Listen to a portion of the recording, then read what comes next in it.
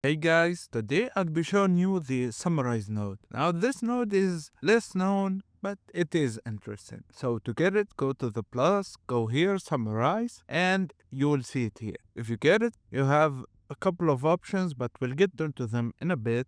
So before that, we have the humble code node. If we go into it and execute, as we can see, it gives us multiple items with multiple fields and everything.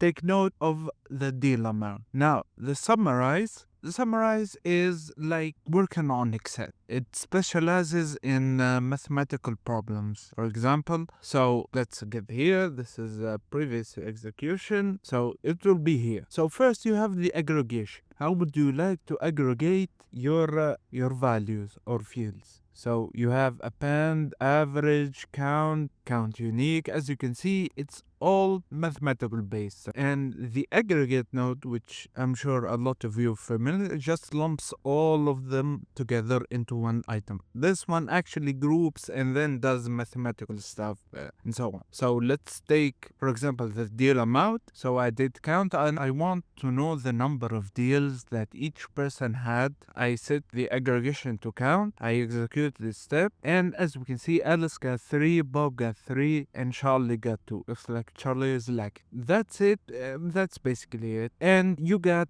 fields to split by, for example, by who, or which is why we got the sales rep. So if we go like for region example and we execute, as we can see, the north region we got 2 deals, in the south we got 3, in the west we got 2, and in the east we got 1. So it's a very simple node, but very powerful. Just think of it as using Excel. So that has been it, guys. Thank you for watching, and I'll see you next time.